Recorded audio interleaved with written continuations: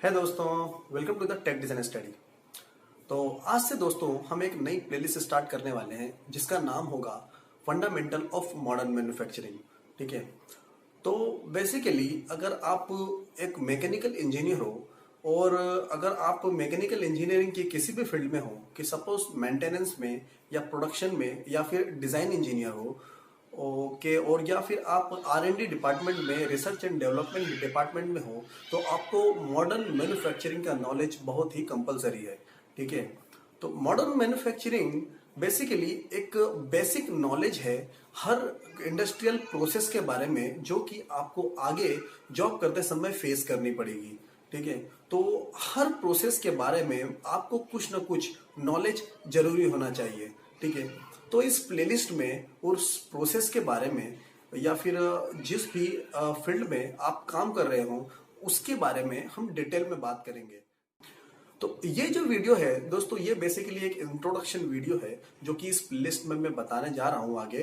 ठीक है, तो इस प्लेलिस्ट में जो टॉपिक मैं कवर करूंगा उसके बारे में मैं आपको कुछ बताता हूं। ठीक है, तो सबसे पहला जो टॉपिक होगा वो होगा व्हाट इज मैन्युफैक्चरिंग। तो मैन्युफैक्चरिंग क्या होती है और उसमें किस तरह से कौन कौन सी प्रोसेस होती हैं, उसमें मटेरियल में का यूज क्या है, मैन्युफैक्चरिंग में कौन कौन से मटेरियल हम मैन्युफैक्चरिंग में यूज करते हैं और उन मटेरियल्स की क्या क्या प्रॉपर्टी है, एवं उनका एटॉमिक स्ट्रक्चर कैसे चेंज होता है हार्डनेस के थ्रू, स्ट्रेस और स्ट्रेन का उसके ऊपर क्या फर्क पड़ता है। तो ये सब चीजों के बारे में हम इस प्लेलिस्ट में देखेंगे। ठीक है, साथ ही जो प्लास्टिक मटेरियल होते हैं, सेरेमिक मटेरियल होते हैं और कंपोजिट मटेरियल होते हैं, तो उसके बारे में भी हम उसके जो बेसिक स्ट्रक्चर होता है उसके बारे में भी, और उनके जो एप्लीकेशंस हैं किस तरह से अलग अलग प्रॉपर्टी के हिसाब से हम अलग अलग एप्लीकेशन में उसको यूज कर सकते हैं, तो उसके बारे में भी हम इस प्लेलिस्ट में देखेंगे।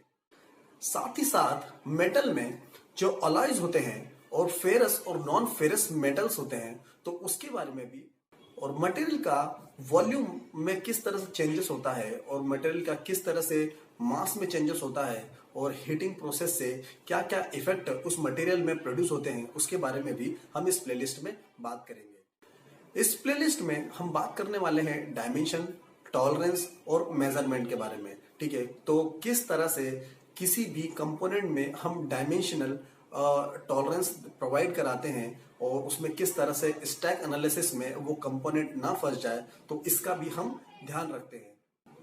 तो जो जो इंडस्ट्री में प्रोसेसेस यूज होती हैं जिसमें कि injection moulding, okay, die casting, press tool, jig and fixture और गेजेस, जितने भी प्रोसेस हैं, जितने भी टूल्स हैं, तो उसके बारे में वो इसके बारे में हम इस प्लेलिस्ट में बात करेंगे।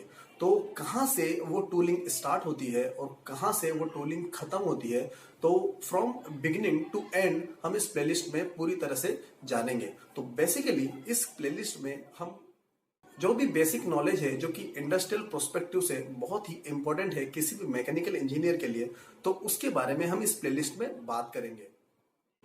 तो ये कुछ सेवरल टॉपिक थे जिसके बारे में मैंने आपको बताया, और इस प्लेलिस्ट में हम इन्हीं टॉपिक्स के बारे में बात करेंगे और कंप्लीट इंडस्ट्रियल नॉलेज को साथ में लेकर सभी प्रोसेस के बारे में हम डिटेल में देखेंगे। ठीक है, तो फर्स्ट ये एक इंट्रोडक्शन वीडियो था, तो सबसे फर्स्ट लेक्चर में हम अगले लेक्चर में मिलेंगे। तब तक के लिए दोस्तों बाय।